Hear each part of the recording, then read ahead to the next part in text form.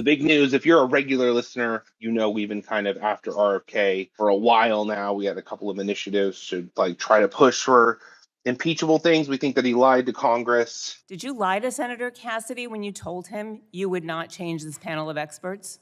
I never made that agreement. Okay, once again, yes or no? Did you consult CDC before changing vaccine policy related to COVID-19 vaccine as it relates to pregnancy? We absolutely consult CDC on every policy regarding vaccination. Okay, it's different than what... Which is pretty much what you get impeached for. Like, you do awful things, and then you show up to Congress, and they say, hey, did you do this awful thing? And then if you are, brash enough to lie to them and be like, yes, I did those things. But people with the tiniest bit of shame, for some reason, choose to say, no, we did not do those things, like intimate relationships with those women.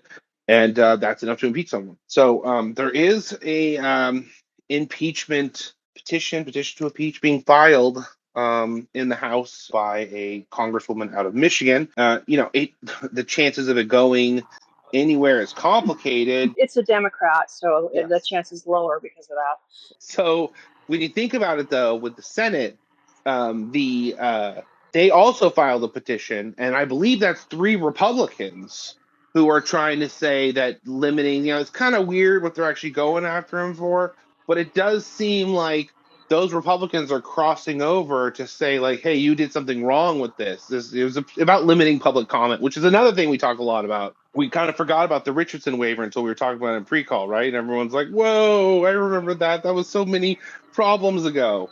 Yeah, it's hard to keep track. It is hard to keep. I think this is when I'm supposed to plug the illegitimate ACIP. Dr. Fiona Havers, talk about your decision in June to quit.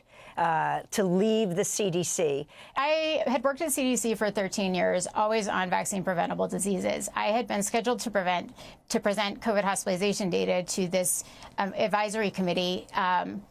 But when he fired the advisory committee, I knew that he was basically doing a hostile takeover of the CDC vaccine policy process by firing this committee that makes the vaccine policy recommendations for the United States.